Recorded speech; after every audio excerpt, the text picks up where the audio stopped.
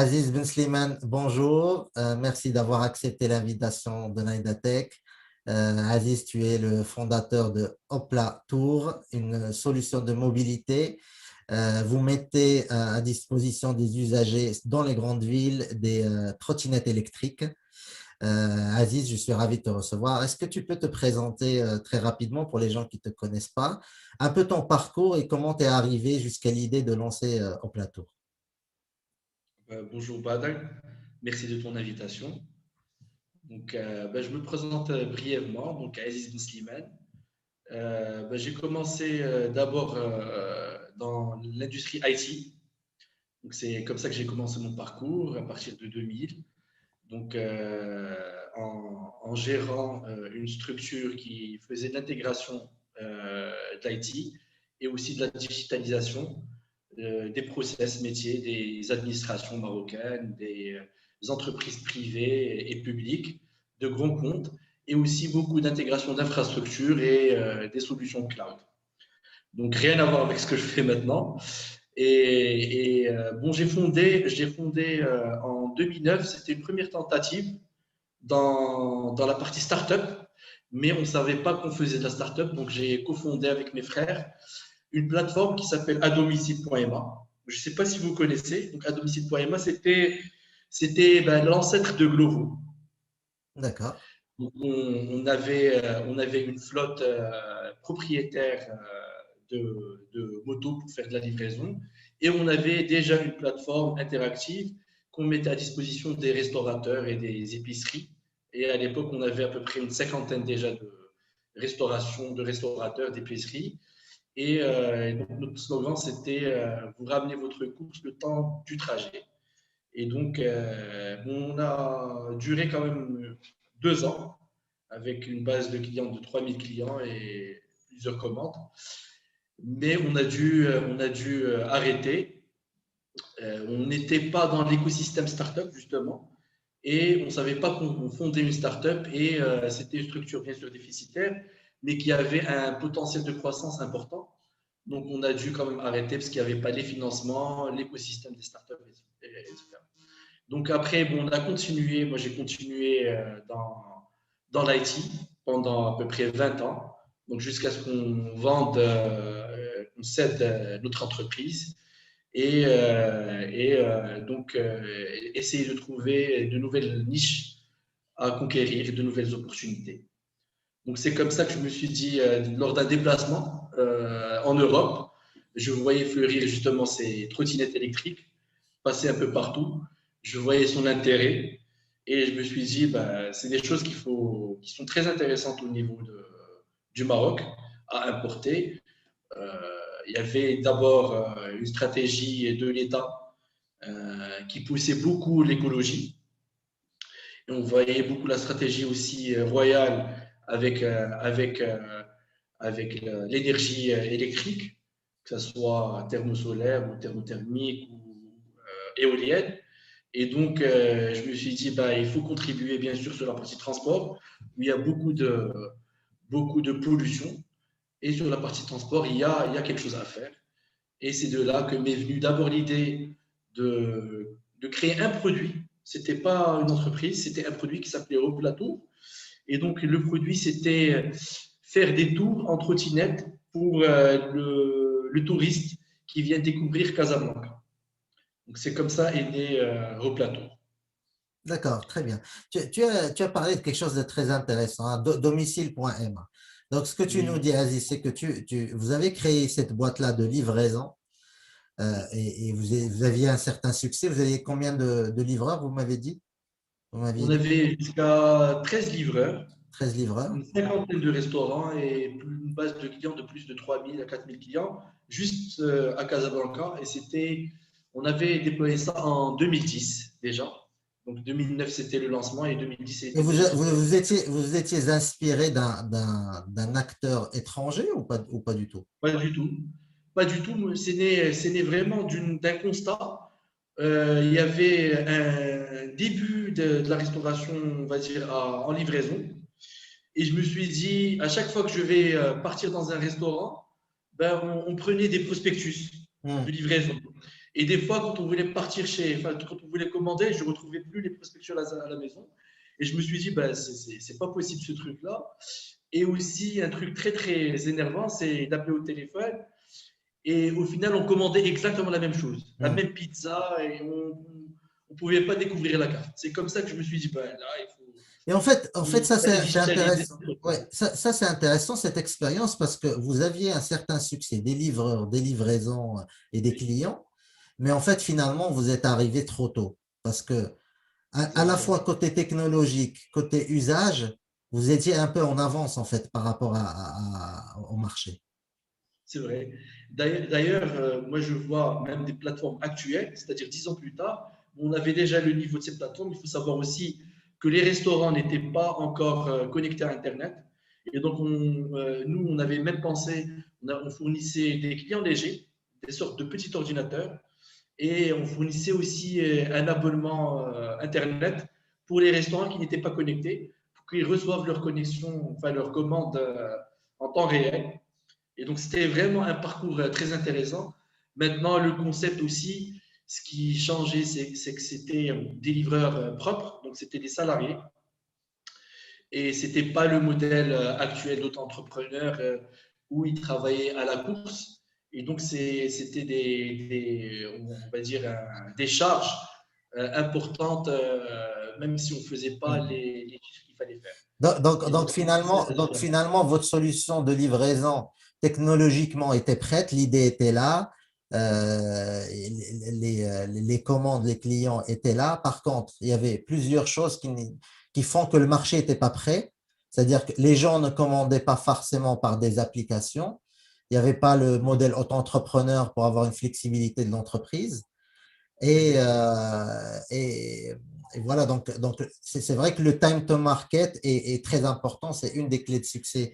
Mais en tout cas, c'est très intéressant.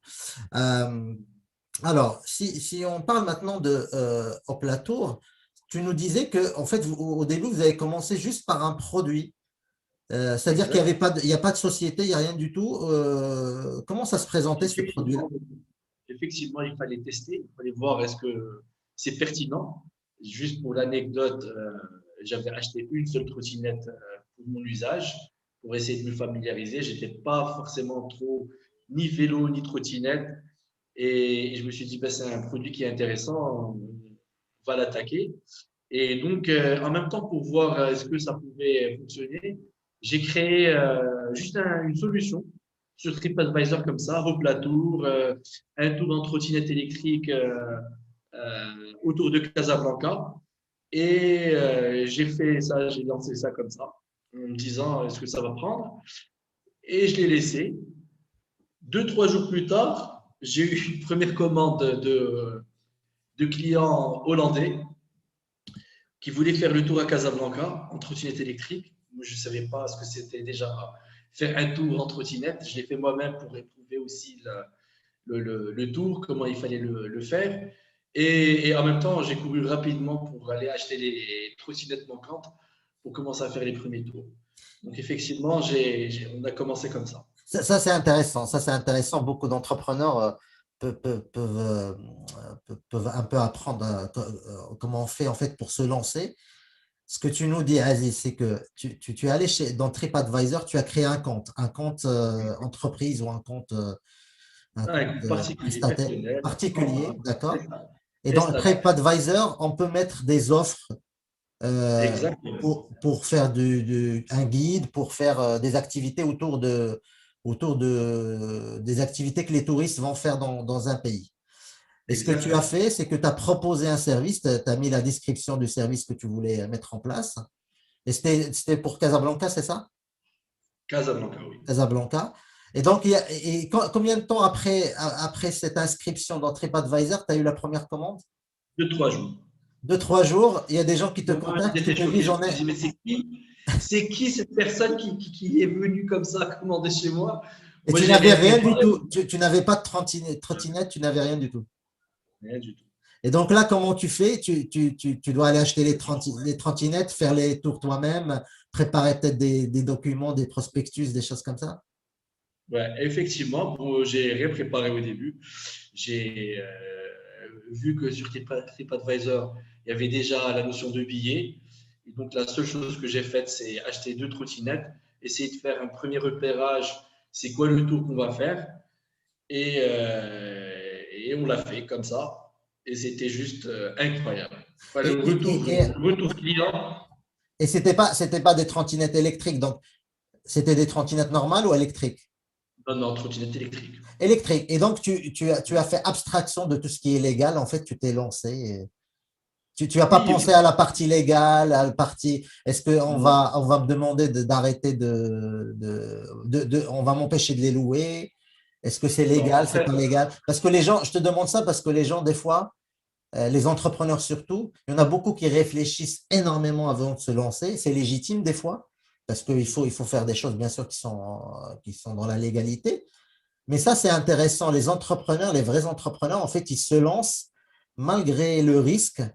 Le risque est quand même maîtrisé, mais tu t'es lancé quand même, tu t'es pas dit non, il faut que j'aille voir telle ou telle administration avant. Non, tu as fait ton premier service. effectivement, le risque d'abord, c'est la trottinette électrique, c'est comme un vélo. On va d'ailleurs moins vite qu'un vélo. C'est plus léger qu'un vélo, c'est moins encombrant qu'un vélo. Il y a des freins, il y a des feux. En plus, on pose nos pieds, nos 2 pieds sur le sol, qui est accessible. Donc, c'est beaucoup plus sécurisant qu'un vélo. On imagine en règle générale, vu les reportages qui sont passés, on imagine que la trottinette, c'est quelque chose, un monstre qui Hmm. va venir, Envahir les détruire villes. notre environnement. Mais au final, dès qu'on le fait, il y a une petite prise en main à faire. Dès qu'on le fait, on sait que c'est quelque chose qui est pas mal sécurisant, bien sûr si on ne fait pas de bêtises. Et bien sûr, avec des trottinettes qui sont en règle, c'est-à-dire qu'ils ne dépassent pas les 25 km à l'heure.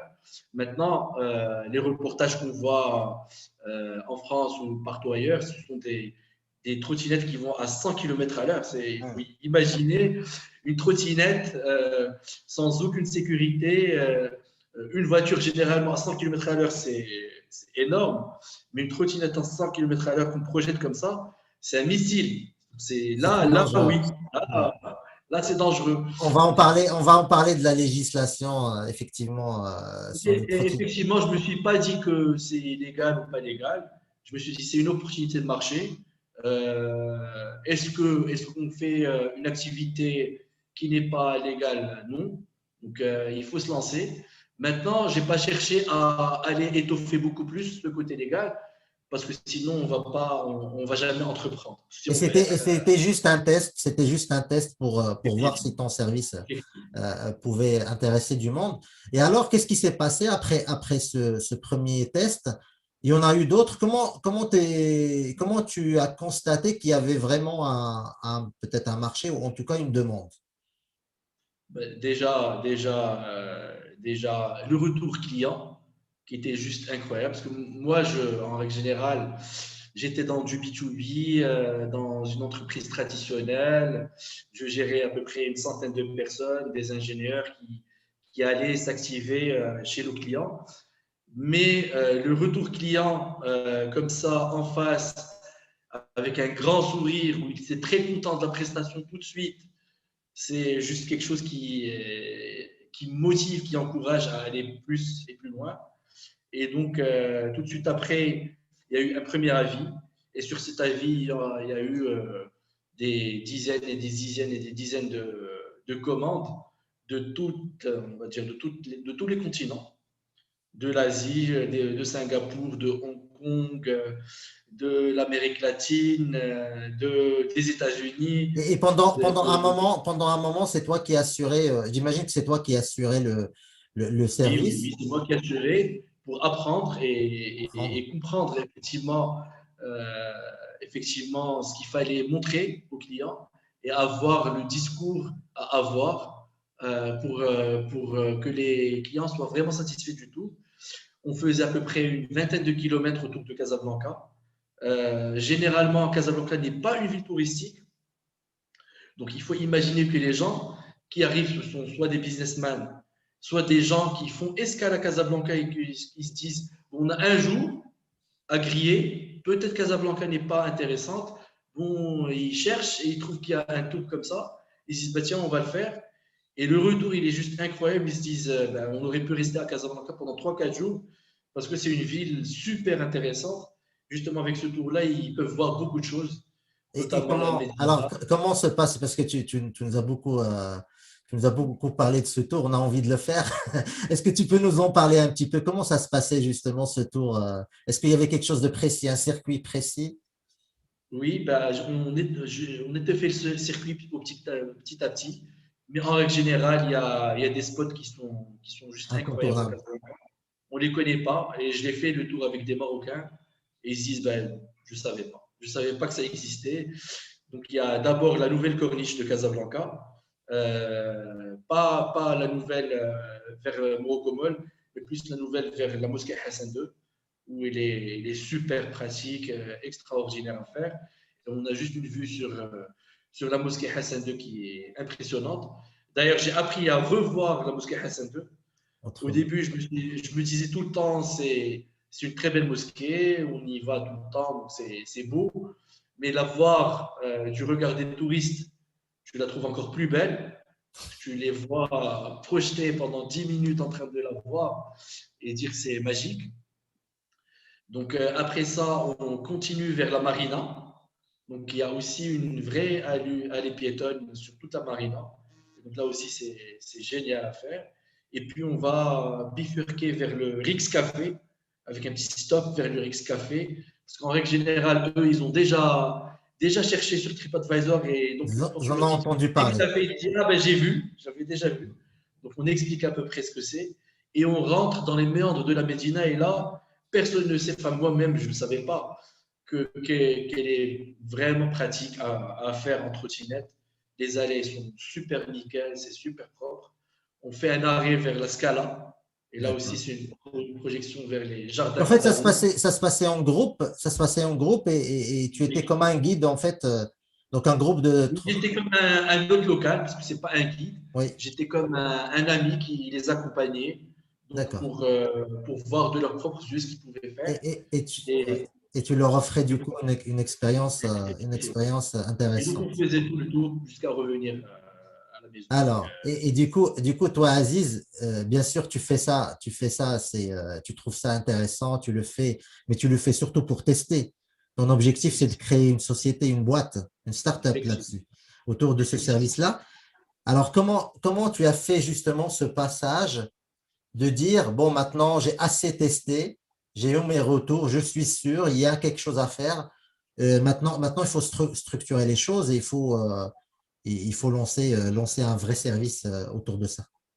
Il y a eu deux événements. Le premier événement, c'est qu'au début, je me suis dit, il faut lancer pour les Marocains, mais il y avait un engouement déjà pour la partie touriste. Donc, je voulais continuer pour voir est-ce que ça, on pouvait aller jusqu'au bout sur ce créneau. Mais on a vu beaucoup de Casablancais qui commençaient à nous interpeller et qui nous disaient, bah, nous aussi, on est intéressés. Et donc ça, c'est le premier événement. Et le deuxième événement, c'est bien sûr Corona, qui est venu arrêter ça. Et on s'était dit, bah là, il faut se lancer réellement sur le marché marocain, parce que finalement, c'est une vraie solution de mobilité. C'est une solution d'expérience, parce qu'on vient en famille ou en amis pour faire des tours de casa. Et ça, c'est génial, et c'est un produit qui existe encore pour les Casablancais. Mais l'idéal, c'est bien sûr d'étoffer le réseau jusqu'à ce que ça soit un vrai outil de mobilité. D'accord. Donc Le service que tu as lancé pour tester, le service avec les touristes, il existe toujours ou pas? oui, il existe toujours, il s'appelle toujours Hoplatou. Par contre, l'entreprise que j'ai créée, elle s'appelle Hopla Mob. Donc, si vous voyez, il y a toujours le mot Hopla. Bon, Hopla, ça vient de hop, hop on, hop off. Donc, on peut prendre la trottinette, s'arrêter, faire des stops. Donc, on monte sur la trottinette. Et en même temps, c'est Hopla, on est là, on est arrivé, et c'est cool, c'est génial. Donc, c'est Hopla Mob. Hop Mob Super. pour la mobilité. OK. Voilà. Donc, Alors, du coup, est-ce que tu peux nous expliquer comment ça marche? Donc là, finalement, tu as créé la startup, tu essaies de structurer les choses. Euh, comment ça marche? Comment ça marche maintenant? quels sont les usages que tu vois ou que vous ciblez aujourd'hui? Voilà. Donc, on a eu la période de Corona et donc c'est là où on a eu une grosse période de réflexion pour tout le monde, je pense. Et donc, c'est 3, 4 mois à la maison avec son PC, Internet. Donc, c'est là où on essaie de comprendre les usages qu'il y a et quel créneau attaquer et mettre vraiment du fond dans la startup parce que faire des tours, ça ne fait pas de nous une startup, ça fait de nous, on va dire, un opérateur touristique. Mais la startup, c'est vraiment réfléchir les cas d'usage pour le Marocain, pour le Casablancais, puis pour les Marocains. Et donc, ces 3 mois, justement, nous ont permis d'étoffer et de comprendre quels sont les use cases. Et c'est de là qu'on a développé Hoplamob. Hoplamob, c'est pour faire de la mobilité urbaine, durable et responsable. Donc, responsable, c'est bien sûr la partie éco-responsabilité, mais aussi responsable dans l'usage. On a compris que partout ailleurs, aujourd'hui, ce qui se passe, c'est que c'est des trottinettes qui sont disposées d'une manière sauvage sur les trottoirs. Et donc, le cas d'usage, nous, qu'on veut apporter, c'est beaucoup plus de responsabilité dans le comportement des usagers vis-à-vis des véhicules ou des engins et de ces engins vis-à-vis des personnes. Et donc, on voulait apporter ce respect mutuel et cette responsabilité d'usage. Donc, pour faire ça, on a essayé de comprendre comment on va être proche de nos clients, notre site clientèle. Et pour être proche, le meilleur moyen, c'est de mettre des stations. Pourquoi on met ces stations? Pour 2 éléments. D'abord, pour la partie responsabilité, ne pas disposer des trottinettes un peu partout, donc qu'elles soient disposées dans un seul endroit fixe, avec des trottinettes à disposition.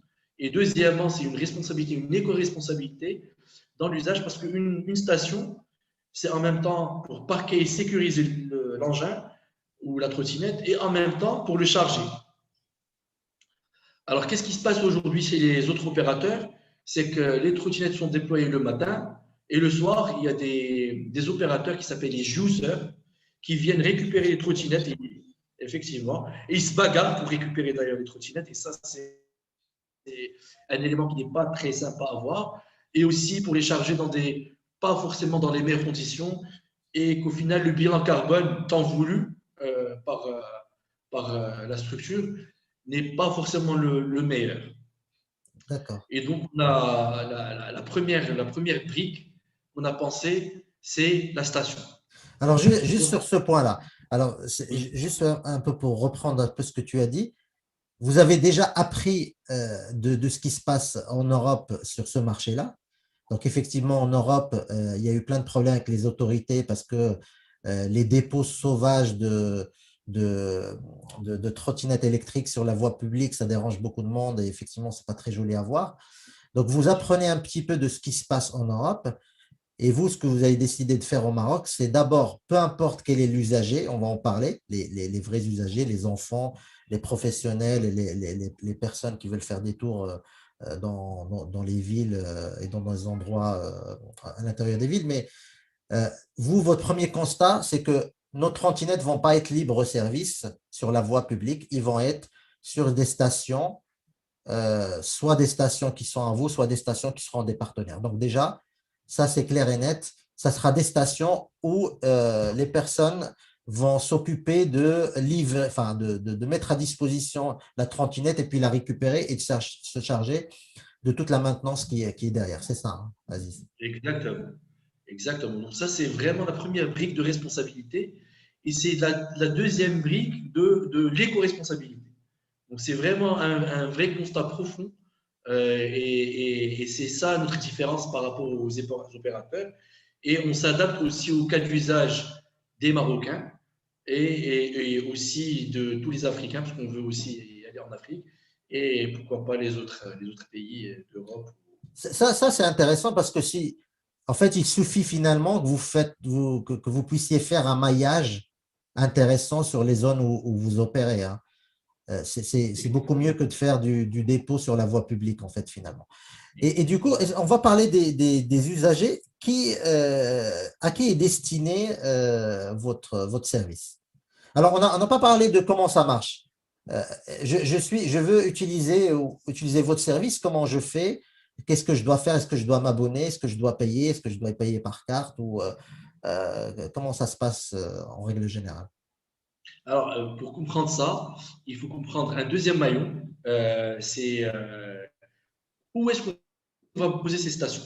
Parce que c'est là, en fait, qui va faire en sorte qu'on ait un maillage, qu'on soit proche de nos clients et qu'on réponde justement à ces cas d'usage.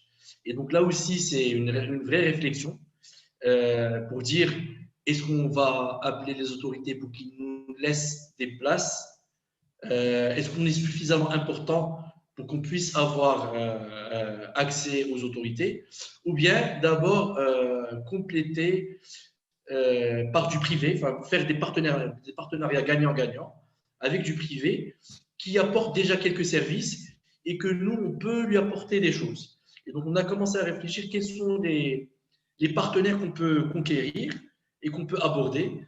Et c'était devenu, on va dire, une quasi Évidence?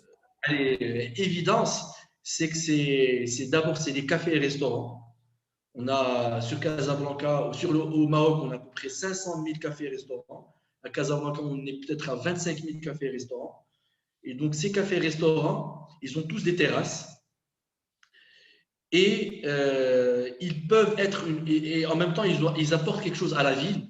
C'est-à-dire qu'ils apportent de la gaieté et de la joie de vivre aux personnes, que ce soit par leurs produits qu'ils fournissent, ou par la détente qu'ils fournissent, ou par Le la, lieu de la, rencontre? famille, l'union qu'elle apporte, la famille et les amis. Et donc, c'est exactement nous ce qu'on veut apporter. On a à peu près les mêmes motivations. Et donc, on s'est dit, il y a des cafés, des restaurants qui ont des terrasses. Peut-être ils ont une table à enlever. Et nous, on leur demande, est-ce que vous voulez faire partie d'un nouveau écosystème de mobilité? Est-ce que ça vous intéresse de rendre votre ville meilleure, plus agréable? Parce que ce qu'on veut apporter, nous, c'est que les Casablancais ou tous les citadins aiment leur ville et retombent amoureux de leur ville. C'est vraiment notre motif, c'est que les citadins retombent amoureux de leur ville. Et nos partenaires, qui sont des Happy Hop, on les a appelés comme ça, Happy, donc, pour être heureux, et Hop, c'est pour Hop là.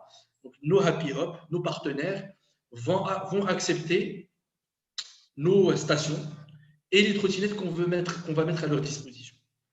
Et ils ne vont rien investir. Donc, on dépose les stations chez eux, on dépose les trottinettes chez eux, et déjà ça fait un objet assez ludique, assez agréable à voir. C'est un objet qui décore aussi le café et restaurant, qui suscite l'intérêt des usagers, et, finalement, on peut leur apporter aussi tout le flux d'usagers ou de curieux qui veulent avoir cette expérience, que ce soit de la trottinette, ou bien des usagers déjà de la trottinette qui veulent venir prendre un café, déposer leur trottinette et la charger en même temps. Donc, Très c'est bien. ça un deal win-win qu'on veut apporter au café, restaurant. On parlera bien sûr d'autres, parce qu'il y aura d'autres, mais café, restaurant, c'est là notre première focalisation, parce que c'est quelque chose où on apporte, nous, de la valeur, et eux aussi, ils nous apportent leur proximité et la joie de vivre qu'ils apportent à la ville et des clients aussi. Et ça va vous permettre justement d'avoir peut-être un maillage plus important parce Euh, que effectivement, il y a de nombreux Effectivement, cafés et restaurants. Et c'est ça. ma question, quels sont les usagers C'est ça. Bah, du coup, de votre service justement? voilà. Du coup, on a plusieurs types d'usages. Vu qu'on est déjà chez des cafés, des restaurants avec des stations et des trottinettes, et donc les gens peuvent louer directement de chez le partenaire, le Happy Hop, il peut louer sa trottinette déjà chez ce partenaire-là. Donc ça, c'est un premier cas d'usage. Donc à travers des produits qui sont game et expérience. Donc c'est les deux produits qu'on a lancés actuellement. Donc game, c'est des sorties, on va dire, de 10 minutes jusqu'à 30 minutes. Donc juste pour s'approprier la trottinette, pour savoir comment l'utiliser et pour que les parents aussi puissent faire venir leurs enfants de 15 ans et plus, parce que la limite d'âge c'est 15 ans, de 15 ans et plus, pour venir expérimenter cet usage et d'une manière ludique. C'est ça le premier. Donc concrètement, je suis une famille avec deux enfants de plus de 15 ans. J'arrive chez votre partenaire et je loue deux trottinettes. Et Effectivement, avec ça, j'ai une expérience pendant 30, 40 minutes. exact. D'accord. Donc ça c'est Premier usage. un vrai premier use case. Le deuxième use case, mais c'est celui qu'on voit le plus, c'est beaucoup de groupes, de familles ou bien d'amis qui viennent en groupe et prendre pour 1, 2 heures ou 3 heures toute la demi-journée, faire tout un parcours à Casablanca. Et donc ça c'est le produit expérience. Et donc, ils viennent vraiment expérimenter, mais là, ils se projettent aussi dans la ville où ils vont vraiment utiliser la trottinette et de manière prolongée. Donc ça, Ils c'est sont accompagnés à l'image de votre service touristique ou pas du tout? pas du tout. Le premier accompagnement, c'est juste les prises en main et la charte de bonne conduite qu'on partage, parce qu'il faut avoir quand même on apporte notre responsabilité. Donc, on fait une prise en main, on leur dit comment agir donc, dans la rue, et donc ils peuvent récupérer la trottinette et sans hôte, sans on va dire partenaire qui va venir les aider. Donc ça, c'est un deuxième use case. D'accord. Il y en a un troisième, j'imagine. Il y en a un troisième qui est aujourd'hui aussi tendance, c'est que les gens, avant de vouloir acheter une trottinette, ben, ils veulent vraiment l'expérimenter pendant une semaine D'accord. pour se dire est-ce que c'est vraiment quelque chose qui va m'intéresser? Est-ce que c'est un vrai moyen de déplacement entre mon domicile, mon travail, entre mon école, mon université et mon campus ou ma maison? Est-ce que c'est vraiment un use case qui est intéressant? Est-ce que vraiment je vais pouvoir acheter une trottinette pour me faciliter la vie et rendre ma vie et mes déplacements meilleurs? Et donc, ça, c'est un troisième use case, c'est expérience plus. Et donc, c'est là où on va vraiment prendre possession de la trottinette et que ça soit comme la nôtre, comme si on avait une, et l'expérimenter pendant une durée assez intéressante, assez importante. D'accord. C'est très clair. Donc, vous avez découverte, expérience plus. Euh, Moi, ma question, c'est, alors, il y a plusieurs points dans ce que tu as abordé. Mais comment d'abord est-ce que l'enjeu pour vous, c'est de convaincre des clients ou l'enjeu aujourd'hui, c'est de convaincre les restaurateurs partenaires ou les partenaires qui vont mettre en place les stations?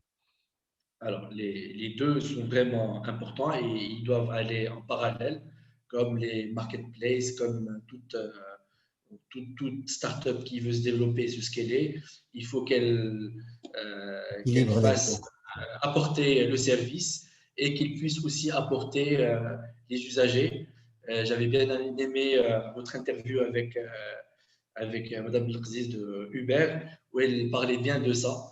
Et donc, effectivement, c'est La vraiment vidéo de Smaïl Bargash aussi qui parlait énormément de ça, effectivement. c'est vraiment quelque chose qui est important, c'est de scaler en même temps les partenaires et les usagers en même temps. Mais ça c'est sûr, il faut scaler les deux, il faut équilibrer en fait votre place de marché entre la demande et l'offre pour que justement les deux parties trouvent leur intérêt. Mais il y a toujours une partie qui est plus difficile à avoir que l'autre.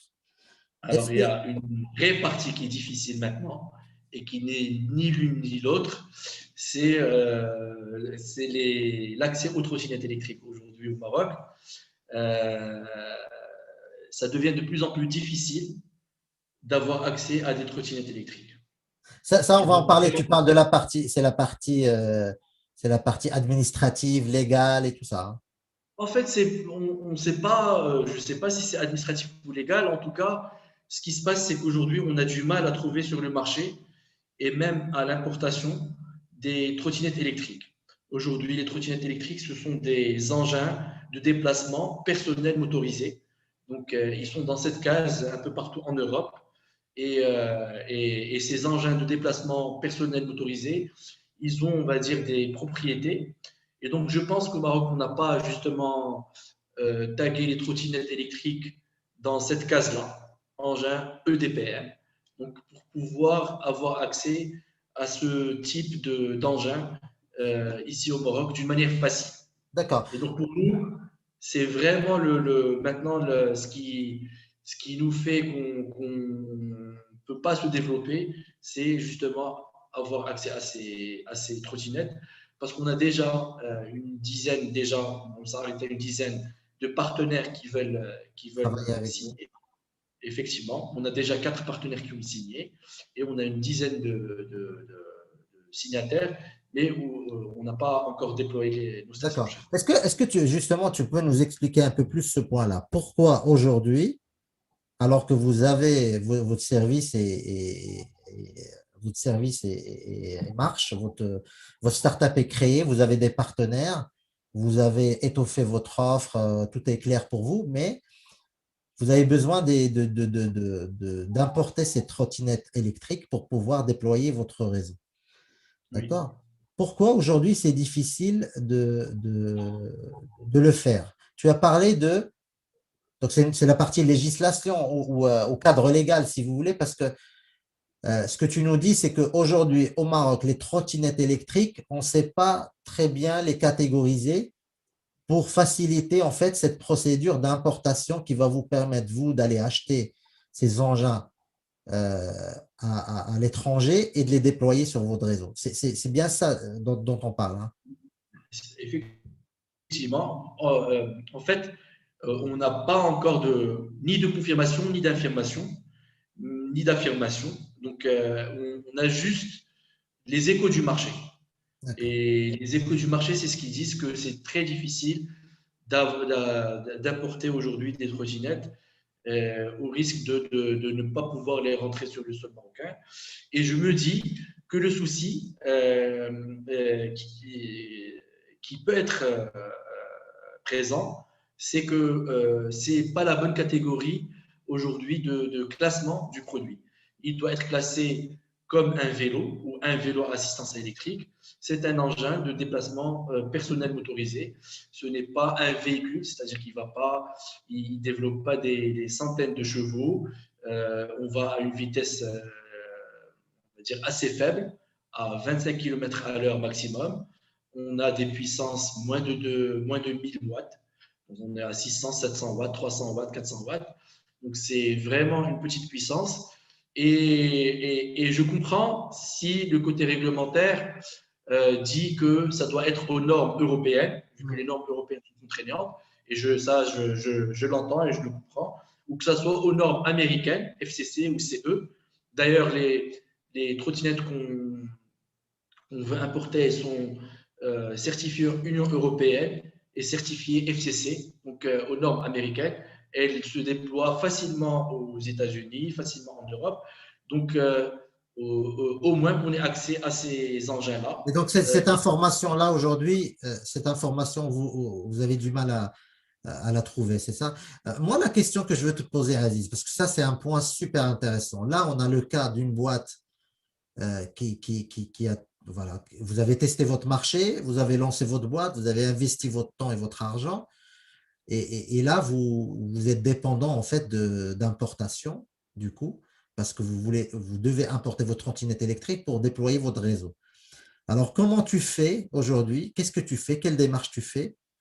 Parce que j'imagine que tu as laissé de côté tout ce qui est business model et tout ça pour l'instant. Là, ton travail, c'est justement d'aller chercher un moyen de régler ce problème administratif pour pouvoir importer tes trottinettes. Comment tu gères ça? Quelles sont les démarches que tu fais et quelles sont les difficultés? Alors, pour ça, bon, il y a deux démarches qu'on fait en parallèle, deux pistes. La première piste est déjà, on a pris contact avec le ministère de l'Industrie, c'est de voir la possibilité de faire du montage de trottinettes électriques et aussi on va faire du montage et aussi on va faire petit à petit, on va dire, de l'intégration en local. Euh, D'accord. En fonction de l'écosystème, en se pluguant à des écosystèmes qui existent, par exemple un écosystème automobile, peut-être qu'ils ont des pièces à offrir justement à la conception et au montage de cette trottinette électrique. Ça, c'est Donc ça, intéressant. Ça, c'est intéressant, Aziz. Donc, ce que tu me dis, c'est que pour accélérer un petit peu les choses dans l'attente d'un cadre légal plus clair, une des pistes, ça serait de faire du montage de vos trottinettes électriques au Maroc. Donc, ça veut dire que vous allez importer des pièces. Et ces pièces-là, donc, c'est possible de les importer vu qu'on a un écosystème mobilité ou automobile, c'est-à-dire à travers des partenaires ou des sous-traitants, vous pouvez importer ces pièces-là, essayer de faire le montage au Maroc. Ça pourrait régler le problème, éventuellement. ça, c'est le premier.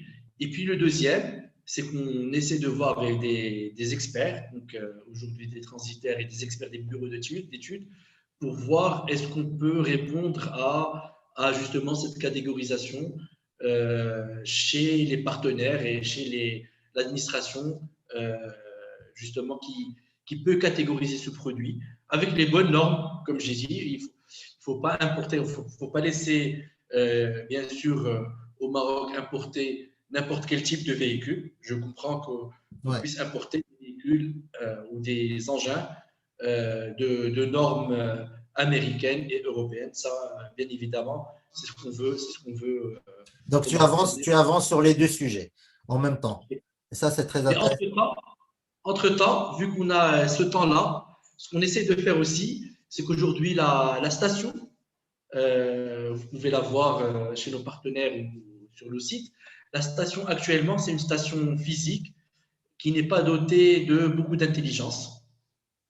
Par contre, nous, on parle d'une station intelligente et donc on est en train de concevoir la génération qui va venir après de la station. Et là, par contre, du coup, on est en train de voir avec des sous-traitants marocains dans la fabrication pour concevoir une station intelligente, D'accord. 100% marocaine.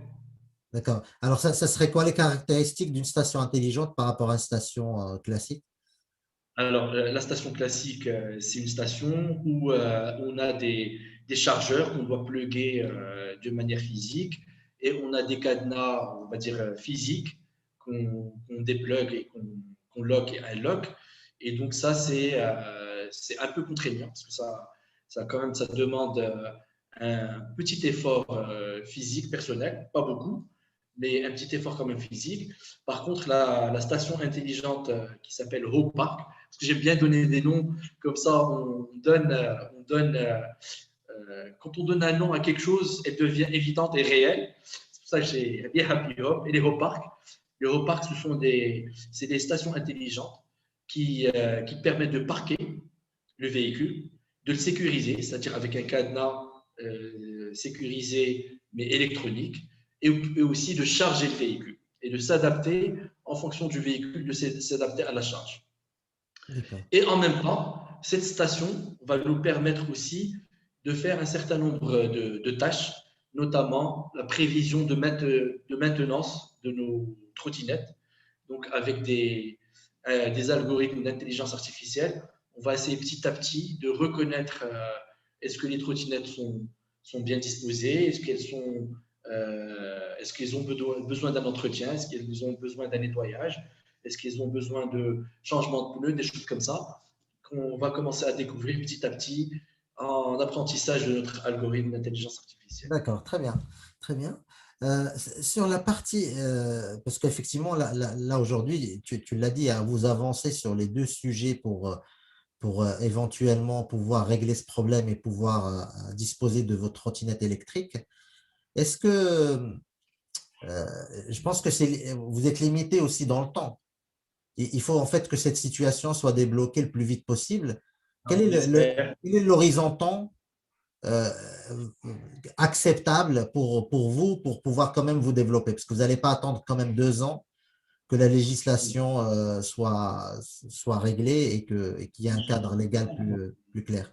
On espère dans les semaines à venir. On voit aujourd'hui des trottinettes circuler, beaucoup plus de gens qui sont vraiment intéressés et qui circulent avec. Donc on espère que ça soit une affaire de semaine.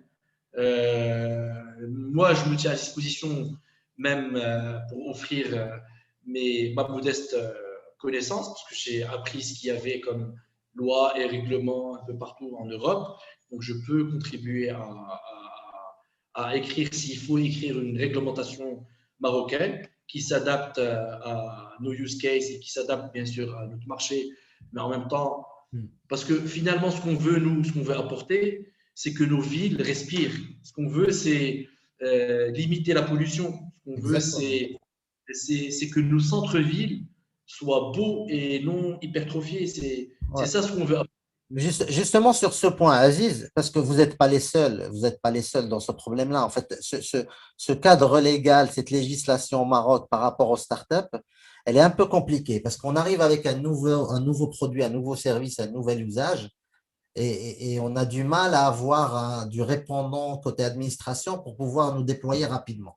Et ça concerne à la fois les fintechs, ça concerne le crowdfunding, ça concerne beaucoup de choses, même si ça bouge ces derniers jours et ces dernières semaines. Est-ce que la solution pour tous ces problèmes-là, ça ne serait pas à un moment donné de dire, quand on a des startups qui arrivent et qu'on n'a pas un cadre législatif, on autorise pendant un moment le temps de construire le cadre légal et pas d'interdire au tout début et compliquer la chose et compliquer la vie aux startups pendant tout le moment ou le processus de mise en place de la législation qui peut durer des années, mais de dire il y a un nouvel usage, une nouvelle startup qui arrive, un nouveau produit, on autorise le temps d'étudier la chose et de sortir un cadre législatif. Et dans votre cas, ça serait, ben, on vous autorise à importer votre antinette et puis les gens concernés travaillent sur la législation. Et puis quand la législation sort, vous êtes obligé de vous soumettre à ce qui est dedans. Est-ce que ça ne serait pas vraiment ça la solution pour accélérer vraiment le déploiement des startups marocaines qui sont sur ces Ben, domaines un peu compliqués? effectivement, en fait, ce qu'il faut savoir, c'est qu'aujourd'hui, avec Corona et avec les discours qu'on a commencé à avoir ces derniers temps, notamment du ministère d'énergie, on le voit et il le dit tout le temps qu'aujourd'hui, l'industrie marocaine est capable de faire, l'innovation marocaine est capable de faire. Et je pense qu'on est en train de changer de paradigme, j'espère qu'on est en train d'avoir cette prise de conscience qu'il ne faut pas nouer les mains. Au contraire, il faut lâcher un peu, ne pas avoir peur. Je pense qu'il faut limiter notre peur. C'est des technologies qui sont récentes, mais il faut qu'on soit aussi parmi les premiers sur les starting blocks. Parce que qu'est-ce qui va se passer? C'est que nous, on va être limité, peut-être on va fermer, mais il y aura un opérateur international qui est gros des milliards de dollars qui va venir se déployer ici au Maroc d'une manière poussive et qui ne va plus avoir du mal à se déployer, alors que nous, on a mis du temps à évangéliser, à comprendre Exactement. les use cases.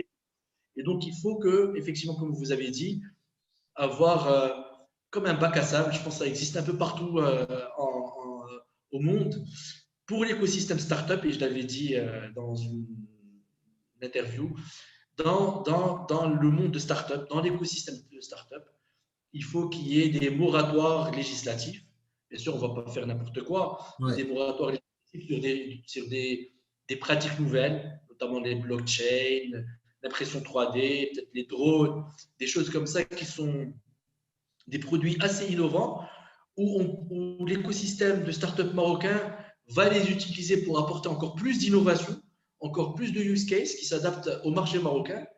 Et c'est ce type de technologie dont on a besoin et un cadre réglementaire beaucoup plus souple pour qu'on puisse avoir un usage et accès à ces solutions. Et je pense qu'on peut y accéder et on peut apporter beaucoup de valeur. Le génie marocain, il a été démontré, je pense, pendant cette période de Corona.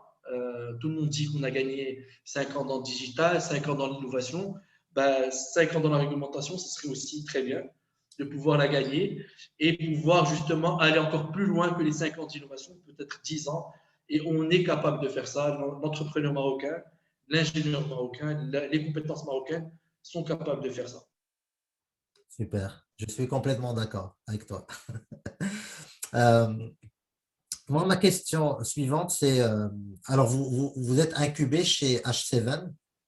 Exactement. Est-ce que tu peux nous en parler un petit peu? Comment on rentre chez H7 et comment ça se passe à l'intérieur? Quel programme d'accompagnement vous avez rejoint et comment ça se passe concrètement? Alors, tout d'abord, comme je l'ai dit tout à l'heure, moi, j'étais dans une vision entrepreneuriale traditionnelle et donc je ne connaissais pas forcément l'écosystème startup. Pour moi, dans ma tête, startup, c'est une personne de 18 à 25 ans, peut-être, qui il y a eu un coup d'éclair de génie, qui va développer un produit. Et donc, pour moi, c'était ça, la startup au monde et au Maroc. Mais petit à petit, j'ai commencé à m'intéresser à cet écosystème. Et effectivement, il y avait un appel à manifestation de candidature. Je l'ai vu par hasard sur LinkedIn, je pense comme tout le monde. Et puis, j'ai soumis ma candidature. J'ai préparé le dossier. Et donc, à travers 4 ou 5 entretiens, donc en visio avec des gens de différents organismes internes et externes à H7, j'ai pu bien sûr accéder à cette offre qui s'appelle en fait InnovStart de H7, mais en fait de tout l'écosystème de start-up. Ce qui est bien aujourd'hui au Maroc, c'est qu'il y a aujourd'hui de plus en plus de programmes étatiques pour aider justement à l'éclosion de ce marché de start-up, et notamment la CCG qui fait un effort très important avec des programmes qui sont vraiment intéressants pour le lancement des start-up. Et donc, c'est comme ça que j'ai soumis ma candidature et c'est comme ça que j'ai été incubé par H7. D'accord. Et comment ça se passe, le programme d'accompagnement? Est-ce que vous avez des tuteurs ou des coachs ou des advisors qui vous Alors, accompagnent? effectivement, le programme il est très bien ficelé. Il y a 3 niveaux, d'accompagnement. Il y a bien sûr un coach qui nous accompagne en fonction des demandes et des besoins et des résultats qu'on se challenge pour atteindre ces résultats. Il y a un aspect qui est vraiment très intéressant, c'est des compétences et des formations qui apportent vraiment beaucoup de fonds à notre startup. En règle générale, on monte la startup, on réfléchit à peu près au business model, mais là, on va encore beaucoup plus loin avec des outils qui sont très intéressants, comme le narratif, comment pitcher notre boîte, comment expliquer, comment donner des émotions par rapport à ce qu'on fait, et en même temps, comment construire un vrai business model, quels sont nos clients cibles, quels sont nos targets, quel est notre go-to-market, quel est notre roadmap, plein d'outils vraiment qui sont très intéressants pour nous aider à compléter notre compréhension de notre entreprise, de ce qu'on est en train de concevoir. Quand on est une startup, on lance des produits, un premier MVP, on se dit c'est ça et on le peaufine par itération. Donc ça, c'est la startup. Mais en même temps, là, ce qui est intéressant, c'est qu'on donne du fond et des éléments de langage à notre startup pour nous donner encore plus on va dire, de motivation et d'encouragement à ce qu'on est en train de réaliser. Et ça vous permet de confronter vraiment vos idées et euh, euh, ce que vous voulez Et le faire. troisième point, c'est le mentoring. Donc, on a accès à des experts pour nous accompagner dans la construction de notre business model, de ce qu'on veut faire. Notamment, nous, pour la station intelligente, on a fait appel à des administrations, à des centres d'innovation pour essayer d'aller pousser et réfléchir sur le futur de notre station. Donc, on a accès à des experts et des mentors pour nous aider à réaliser ce qu'on veut faire. D'accord. Tu l'as évoqué, Aziz, vous vous attaquez à un marché qui est énorme. Vous allez déployer vos stations un petit peu partout dans les grandes villes. Est-ce que vous, aujourd'hui, vous êtes à la recherche d'un financement et quel montant vous cherchez si c'est le cas? Ou est-ce que c'est un peu prématuré par rapport à tous les sujets qu'on a évoqués auparavant? Comme je le dis toujours, le financement est toujours important.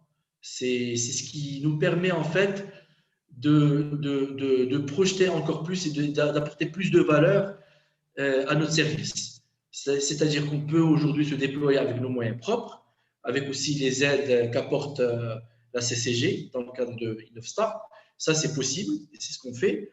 Mais tous les financements vont vous permettre d'aller beaucoup plus rapidement sur les déploiements, scaler beaucoup plus rapidement notre entreprise. Et on le voit à travers l'Europe et aux États-Unis, leur possibilité de scale, elle est juste phénoménale. C'est des levées de fonds, Grâce au des entreprises financement. comme Replamob, ce n'est pas des dizaines de millions de dirhams, c'est des dizaines ou centaines de millions d'euros qu'elles lèvent sur le marché. C'est-à-dire leur capacité d'ouvrir des quartiers, puis des villes, puis des deuxièmes villes, puis des pays, elle est vraiment très importante.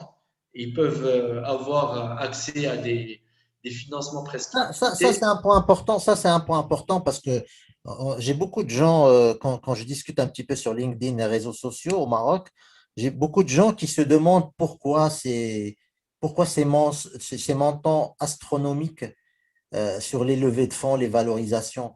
Ce qu'il faut comprendre, c'est que quand une boîte lève énormément d'argent, c'est qu'il y a un marché sur lequel elle veut se déployer très rapidement et prendre des parts de marché. Parce que c'est la part de marché qui est la chose la plus intéressante. La rentabilité, une fois que tu as acquis les parts de marché, la rentabilité va suivre derrière. Donc, il y a deux choses pourquoi une boîte lève énormément d'argent. C'est parce qu'elle veut se déployer, soit elle veut se déployer sur un marché et prendre le maximum de parts de marché et de dominer ce marché-là. Ça, c'est la première chose. La deuxième chose, il y a des boîtes qui lèvent aussi beaucoup d'argent parce que pour assécher le marché, parce qu'il y a un certain nombre de VC qui investissent, par exemple, sur la mobilité. Disons, il y a 100 millions de dollars qui vont être investis dans la mobilité. Ben, une boîte, elle va essayer de lever le maximum d'argent pour justement que les autres boîtes concurrentes ne puissent pas se déployer au même rythme qu'elles. Donc, c'est pour ça qu'il y a des montants assez astronomiques. Et donc, pour vous aujourd'hui, est-ce que vous êtes dans une recherche active de levée de fonds ou pour l'instant, ce n'est pas le cas, vous êtes dans le programme d'accompagnement et à la sortie du programme d'accompagnement, vous allez penser à l'investissement? Les deux, ça dépend du partenaire, effectivement. On est à la recherche d'actifs s'il y a un partenaire important qui a la même motivation que nous, qui a le même regard que nous, c'est-à-dire le regard de responsabilité, qui a les mêmes use cases que nous, parce qu'on a développé quelques use cases.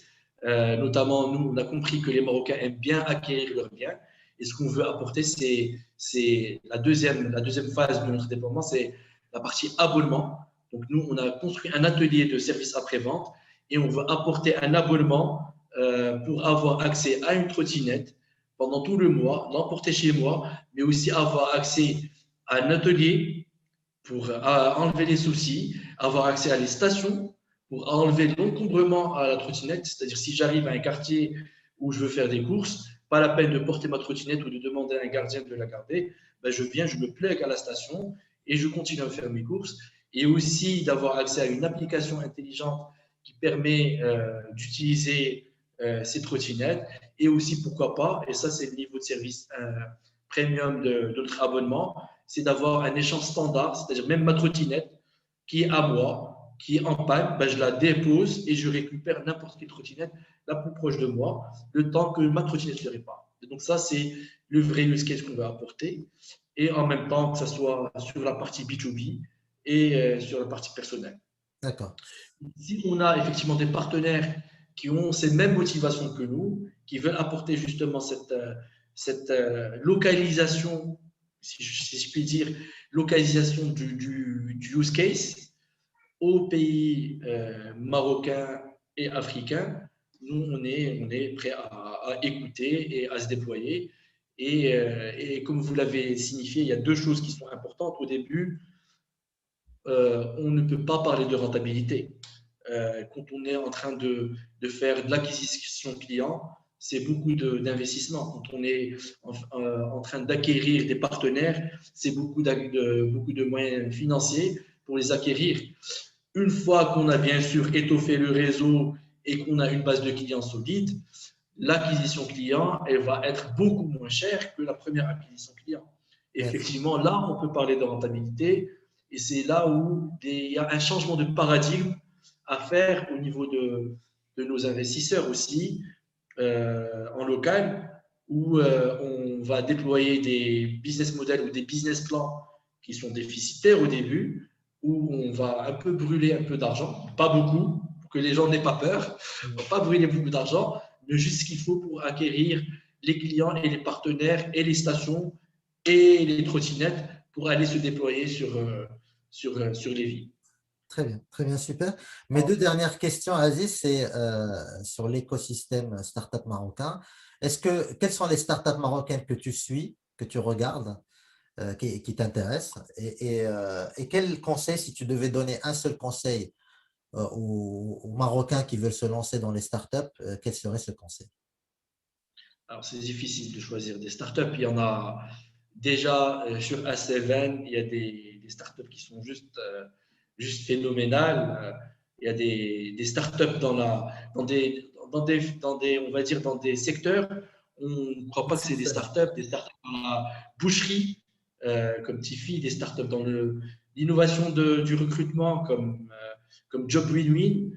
Donc, il y a énormément de startups qui sont présentes sur le marché, qui vont déployer des solutions extraordinaires, je pense. Et beaucoup de startups dans l'écosystème de mobilité, dans les drones, dans l'agri-tech. Aussi, il y a des choses qui se font qui sont juste phénoménales. Dans l'IoT aussi, il y a beaucoup de. Il y J'ai a beaucoup posé de... la question, Aziz, j'ai posé la question autrement. Si aujourd'hui je te donne 100 000 dollars et je te dis tu investis dans une boîte marocaine, qu'est-ce Alors, 100 000 dollars, ça sera dans ma prochaine boîte Ok, et dans l'intelligence artificielle et de la blockchain. Donc, ok, on est en ça train marche. de concevoir une solution très intéressante financière, de financement sur cette base-là. Ok, très bien. Et si tu Et devais donner un seul conseil aux entrepreneurs qui veulent se lancer, alors le seul conseil, c'est il faut se lancer. Lancez-vous. ne C'est réfléchissez vraiment pas, lancez-vous d'abord et après. parce que qu'est-ce que je vais conseiller moi, j'aime bien, je ne sais pas si vous connaissez Oussama Ammar, j'aime Tout à bien fait. quelques conférences qu'il fait et les dernières conférences, je les aime encore mieux parce qu'il a compris au final qu'il n'a pas de conseils à donner à des entrepreneurs parce qu'il y a des entrepreneurs où ils se disaient bah, ça c'est une idée qui ne va pas fonctionner, c'est pas les bons gars et qu'au final ils cartonnent et d'autres qui sont des entrepreneurs qui sont incroyables avec une idée et des use cases qui sont juste magiques et qui se plantent. Et donc, pour moi, le conseil, c'est lancez-vous, cherchez votre marché et cherchez l'idée qui vient de votre cœur, vraiment, qui vous semble la plus pertinente, qui vous apporte satisfaction à vous, parce que c'est là où vous allez donner le plus d'énergie et d'engagement. Et qu'au final, la technicité, les compétences, il y a des incubateurs qui sont là pour nous apporter justement cet accompagnement mais ce qui reste intime à nous-mêmes, c'est ce qu'on apporte justement à la startup, c'est notre motivation, notre encouragement, et c'est ce qui va faire d'elle quelque chose d'incroyable, de génial, de fantastique. Aziz, merci beaucoup pour ta participation. Merci pour ton énergie. Merci pour tout. Je suis sûr que voilà, non seulement tu vas réussir à développer ta startup, mais en plus tu vas participer à changer la législation marocaine là-dessus. J'espère. Moi, je suis en tout cas disponible, à disposition de toutes les parties prenantes, et c'est quelque chose qui va apporter beaucoup de valeur à nos vies. C'est C'est ça, ça le mot, c'est retomber amoureux de nos vies. C'est ça notre motivation, réellement. ça marche. Merci Aziz, merci beaucoup Merci, et, Madame. et à bientôt, j'espère. Merci à ce que tu fais. C'est une initiative vraiment intéressante et vraiment vous poussez les startups à aller de mieux, enfin, d'aller de plus en plus mieux et d'accéder, on va dire, au public et de rencontrer aussi les pouvoirs publics pour savoir qu'il y a un monde vraiment en ébullition, ce monde de startup marocain. Très bien. Merci beaucoup, Aziz. On a perdu la Au connexion. revoir. Merci.